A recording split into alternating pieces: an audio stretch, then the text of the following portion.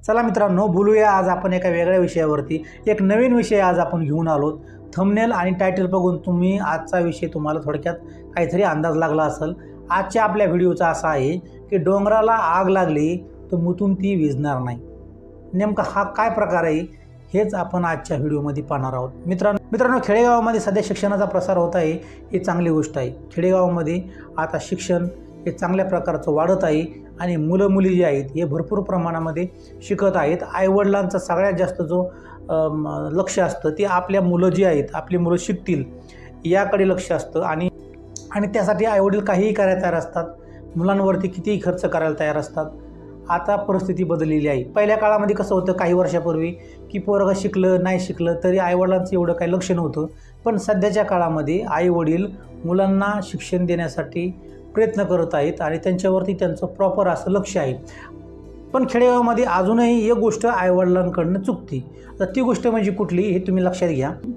समजा मुलं जी आहेत आपली, ही मुलं पहिलीला आपण शाळेत टाकली आणि कामाधंद्याच्या गोष्टीमुळं म्हणा किंवा आपल्या शेतातल्या कामामुळं म्हणा, कोणत्याही कारणामुळे म्हणा, आपण मुलांकडं सुरुवातीला लक्ष देत नाहीत. म्हणजे नेमकं पोरं जी आहेत हे शाळेत जातात का, त्यांना शाळेमध्ये काही येतं आहे का, किंवा त्यांना लिहिता वाचता येतं आहे का, त्याची शाळेमध्ये काय प्रगती आहे, हे जवळजवळ आपण 5वी ते 6वी 7वीपर्यंत जाऊस तर आपण बघतच नाहीत. ही पोरं नेमकं काय करतात, त्या पोरांचा बुद्धिअंक काय आहे. आपण शिक्षकाबरोबर चर्चा करत नाहीत. शिक्षकांबरोबर चर्चा केली पाहिजे. शहर ठिकाणी कसं होतं की आईवडील जे आहेत हे मुलांच्या शिक्षणाच्या बाबतीमध्ये अतिशय लक्षपूर्वक असल्याकारणानं ते लोक शिक्षकांच्या कॉन्टॅक्टमध्ये असतात की आमचा जो मुलगा आहे, ही मुलगांची शाळेतली प्रगती काय आहे, त्याचा बुद्धिअंक कसा आहे, त्याला कुठल्या गोष्टी जमतात, कुठल्या गोष्टी नाही जमत. पण आपल्या खेड्यातले जी आईवडील आहेत, या खेड्यातले आईवडील लक्ष देत नाहीत की आपली पोरं जी आहेत हे नेमकं ह्यांना शाळेत काही येतं आहे का नाही. 7वीपर्यंत लक्ष द्यायचं नाही. जवळजवळ 7वीपर्यंत बरेचसे आईवडील हे लक्ष देत नाहीत. आणि काही आईवडिलांनी लक्ष दिलं तर त्यांचं लक्ष कसं असतं की फक्त घरी विचारायचं, अरे पोराने अभ्यास केला आहे का. आई म्हणते केला आहे, बस एवढ्या गोष्टी पुरतं. पोरगं अभ्यासाला बसतं किंवा ती मुलगी अभ्यासाला बसते, नेमकं त्या अभ्यासामध्ये त्याला काय जमतं आहे का, त्याच्यामध्ये आईवडील स्वतः इन्व्हॉल्व होत नाहीत. त्यांच्याही पाठीमागं कामं असतात, मान्य आहे, परंतु आईवडिलांचं लक्ष जात नाही आणि त्यामुळं होतं काय की मुलांचा बुद्धिअंक हा कमी राहतो. मुलांना लिहायला वाचायला जरी गोष्टी येत असल्या तरी बऱ्याचशा गोष्टी ह्या मुलांना जमत नाहीत. म्हणजे 8वीपर्यंत जवळजवळ आईवडिलांचं लक्ष नसतं किंवा आईवडील खेड्यातले आईवडील जे आहेत हे 8वीपर्यंत लक्ष देत नाहीत. आणि त्यानंतर मग अचानक कुठून तरी त्यांना ऐकायला भेटतं नातेवाईकाकडून किंवा पाहुण्यारावळ्यातून की आता 10वीचं वर्ष जवळ आले, आता खूप महत्त्वाचं या वर्ष आणि आता इथून पुढं चांगलं ध्यान द्यायला पाहिजे. त्यावेळेस आईवडील थोडेसे अलर्ट होतात आणि अलर्ट झाल्यानंतर मग ते पोराला जरा थोडं दम देऊन सांगायला लागतात, मुलाला मुलीला अभ्यास कर, लक्ष दे म्हणून. आणि त्यानंतर असं करता करता 8वी 9वी होऊन जातं आणि त्यानंतर मग प्रश्न येतो 10वीचा. आणि 10वीची जी गोष्ट आहे याची चर्चा नातेवाईकात खूपच असते. म्हणजे जर आपल्या आईवडिलांनी एखाद्या नातेवाईकाला फोन केला आणि नातेवाईकांना चर्चा करता करता सांगितलं की आमचा पोरगा ह्या वर्षी 10वीला आहे किंवा आमची मुलगी 10वीला आहे, त्यावेळेस पलीकडून उत्तर काय येतं, नाही नाही नाही आता ही खूप महत्त्वाचं वर्ष आहे, आता लई काळजी घ्यावं लागेल आणि केंद्राचं परीक्षा आहे, बोर्डाची परीक्षा आहे, आता ही खूप अवघड असतं. आणि जसं असं चर्चेमध्ये आपल्या आईवडिलांच्या कानावर मिळतं, ते फोनच्या माध्यमातून म्हणा किंवा गावात गेल्यानंतर चर्चेच्या माध्यमातून म्हणा, जसं आईवडिलांच्या कानावर पडतं त्यावेळेस मग आईवडील अलर्ट होतात आणि मग मात्र ते मुलावरती प्रेशर टाकायला सुरुवात करतात. 10वीचं वर्ष एक वेगळ्या प्रकारचं, म्हणजे रेग्युलर त्याचं जे लाईफ असतं त्याच्यापेक्षा वेगळा त्याच्यावर प्रेशर पडतो. आणि मग आता जरा जास्त चौकशी केली जाते, त्याचा अभ्यास झाला आहे का, त्याला काही येतं आहे का. आणि मग अचानक शिक्षकांनाही चौकशी केली जाते की आमचं पोरगं ह्या वर्षी 10वीला आहे आणि त्याला काही जमतं आहे का. त्यावेळेस मग शिक्षकाकडनं सांगितलं जातं की तुमचा मुलगा हा गणितात कमी आहे, विज्ञानात याला काही येत नाही, इंग्रजीमध्ये हा कच्चा आहे. मग अशा गोष्टी ज्यावेळेस आईवडिलांना कळतात, कधी पोरगं 10वीला गेल्यावर, त्यावेळेस मात्र मग आईवडील जास्तच प्रेशर, जास्त दबाव मुलांवर टाकायला सुरुवात करतात. आणि त्यातनं होतं काय, मुलं जास्त प्रगती तर करत नाहीत, परंतु मुलं अजूनच खराब होतात अभ्यासामध्ये, त्यांचं अभ्यासात लक्ष लागत नाही आणि त्यामुळे मग 10वीची जी परीक्षा होती त्याच्यामध्ये मुलांना मार्क पडत नाहीत. याचं कारण मित्रांनो असं की तुम्ही लक्षात घ्या की तुम्हाला एखादी 10 मजली इमारत बांधायची आणि 10 मजली इमारत बांधायची म्हणल्यावर तुम्ही सुरुवातीला काय करता, पाया बांधता. पाया कसा पाहिजे, पक्का पाहिजे. जर पाया पक्का असेल तर त्या पक्क्या पायावरती तुम्ही कितीही मोठी इमारत बांधू शकता. म्हणजे पहिलीपासून 10वीपर्यंत म्हणजे जवळजवळ 9वीला जाईपर्यंत आपण त्या मुलाची कुठली चौकशी नाही केली, त्या मुलाचा अभ्यास चेक नाही केला, त्या मुलाशी व्यवस्थित संवाद नाही केला आणि 10वीला गेल्यानंतर ज्यावेळेस आपल्याला नातेवाईकांकडून बाहेरच्या लोकांकडून कळतं की हे महत्त्वाचं वर्ष आहे आणि आता मुलाने काहीतरी केलं पाहिजे, त्यावेळेस आपण मुलांवरती दबाव टाकतो आणि दबाव टाकल्यानंतर मग त्या गोष्टी शक्य होणार आहेत का? म्हणजे तुम्ही पायाच बांधला नाही आणि तुमचा पायाच कमजोर आहे आणि त्या कमजोर पायावरती तुम्ही 10 मजली इमारत बांधायला निघालात, कसं शक्य आहे? इमारत कशी उभं राहील ती? कोलमडून ना ती लगेच तुम्ही सुरुवात केली बांधायला ती. असंच मुलांचं होतं. तुम्ही पहिलीपासून 10वीपर्यंत मुलांकडे लक्ष देत नाहीत, म्हणजे आईवडिलांचा विषय बोलतोय मी, आणि अचानक 10वीला गेल्यानंतर त्याच्यावरती आपण दबाव टाकतो की तुम्ही जास्त मार्क पडले पाहिजेत, तुम्ही चांगला अभ्यास केला पाहिजे, तुम्हाला बरंच काय जमलं पाहिजे.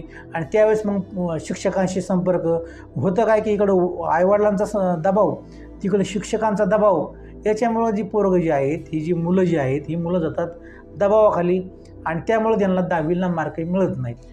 त्यामुळे 10वीला पोरं नापास होण्याची शक्यता असते. मुलं प्रेशरमध्ये राहतात आणि मग कसं तरी करून आईवडिलांच्या प्रेशरमध्ये पास व्हायचं असतं, म्हणून मग हे कॉप्या करणं, चिटिंग करून काहीतरी लिहिणं कुठून तरी आणि कसं तरी बळबळ पास होण्यासाठी यांची धडपड असते. तर ह्या सगळ्या ज्या गोष्टी आहेत ह्या कशामुळं घडतात? तर तुम्ही पहिलीपासून 10वीपर्यंत मुलांकडे लक्ष दिलेलं नसतं आणि अचानक तुम्ही एका वर्षामध्ये त्याच्यावरती लक्ष देता आणि त्या सगळ्या गोष्टीमुळं मुलं हे जातात मानसिक दबावाखाली जातात. मुलं कशी पास होतात धडपड करून, परंतु ते कुठल्याही कामाचं नसतं. मुलांचा जो खरा बुद्ध्यांक असतो हा बाहेर पडलेला नसतो, त्यांच्या बुद्धीचा विकास झालेला नसतो. त्यांनी शिक्षणामध्ये म्हणजे 1ली ते 10वीपर्यंत जी अचिव्हमेंट करायला पाहिजे ती अचिव्हमेंट त्यांची झालेली नसते. याचं कारण की आपण त्याच्यावर न दिलेलं लक्ष. मित्रांनो, या ठिकाणी तुम्हाला एक गोष्ट मी सांगतो, लहानपणी जोपर्यंत परीक्षा जवळ येत नाही तोपर्यंत आम्ही अभ्यास करायचो नाहीत. अजूनही तुम्हाला प्रसंग आठवतो की परीक्षा जवळ येईपर्यंत अभ्यास करायचा नाही आणि परीक्षा एक 2-3 दिवसाच्या तोंडावर आलेली असताना मग मात्र आम्ही पुस्तक घेऊन बसायचो आणि त्यानंतर मग शाळेत जाताना म्हणजे घरापासून शाळेत जाताना पायी चालत जावं लागायचं. जातानाही पुस्तक वाचत असायचो. शाळेत गेल्यानंतर जोपर्यंत सर येत नाही तोपर्यंत वाचायचं. शाळेतून घरी जातानाही चालताना पुस्तक घेऊन वाचत चालायचं. अशा सगळ्या गोष्टी त्या काळामध्ये परीक्षेच्या काळामध्ये चालायच्या. त्यावेळेस आमचे एक सर होते, ते सर आम्हाला म्हणायचे की आता काय ही आग विझणार आहे का? म्हणजे डोंगराला आता आग लागली आणि आता ती मुतून विझणार आहे का? म्हणजे आता वेळ फार जवळ आली आणि ही जवळ आलेली वेळ आता या छोट्याशा प्रयत्नाने किंवा अभ्यास करून ती वेळ निभावणार आहे का? किंवा या थोड्या वेळेमध्ये अभ्यास होणार आहे का? तर नाही होणार. सांगायचं तात्पर्य काय की एखाद्या डोंगराला आग लागली तर ती छोट्याशा प्रयत्नाने विझणार नाही. खरंच म्हणजे असं त्या म्हणीचा अर्थ होता की एखाद्या डोंगराला आग लागली तर ती मुताने विझणार नाही, म्हणजे ती छोट्याशा प्रयत्नाने विझणार नाही. त्यामुळं सुरुवातीपासूनच आपलं लक्ष त्या गोष्टीकडे असलं पाहिजे, थोडं. तर मित्रांनो, आजच्या व्हिडिओच्या माध्यमातून आपण पालकांना सांगूया की तुमच्या मुलांनी 10वीला चांगले मार्क मिळवावेत किंवा पुढेही चांगलं त्यांनी करिअर करावं किंवा चांगल्या प्रकारचे शाळेमध्ये त्यांच्या प्रगती करायला पाहिजे, त्यांच्या शिक्षणामध्ये त्यांनी चांगली प्रगती करायला पाहिजे, त्यांची बुद्धी चांगल्या प्रकारे तेज असली पाहिजे, त्यांना विषयामध्ये गणित विज्ञान सगळ्याच विषयामध्ये चांगले मार्क मिळायला पाहिजे. अशी जर तुमची अपेक्षा असेल तर ती अपेक्षा तुम्ही अचानक धरू नका. म्हणजे अचानक 10वीला पोरगं गेले त्यानंतर त्या मुलाकडनं तुम्ही अपेक्षा करू नका. पहिलीपासून तुम्ही त्याच्याकडे लक्ष द्या. त्याचा पाया जे आहे हा पाया तुम्ही पक्का करा आणि त्यानंतर तुम्ही 10वीला त्याच्याकडनं ती अपेक्षा करा. तर ती अपेक्षा पूर्ण करण्यासाठी त्या मुलावरही दबाव येत नाही आणि मुलगाही तुमची ती अपेक्षा सहज पूर्ण करतं, कारण त्याचा पाया पक्का असतो आणि हा पाया पक्का असल्यामुळं याच्यावरती कितीही मजल्याची इमारत बिनधास्तपणे उभी राहू शकते. आजच्या व्हिडिओच्या माध्यमातून फक्त एवढं सांगायचं आहे की पालकांनी अचानक मुलांवरती दबाव टाकू नये.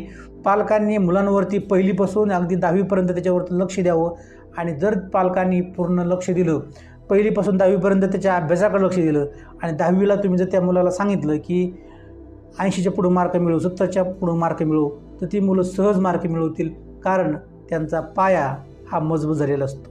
धन्यवाद मित्रांनो. आजचा हा छोटासा व्हिडिओ तुम्हाला कसा वाटला कमेंटमध्ये नक्की कळवा. भेटूया आपण पुन्हा एकदा अशाच एका नव्या व्हिडिओमध्ये. तोपर्यंत स्वतःची काळजी घ्या, आनंदात राहा, खुश राहा. धन्यवाद.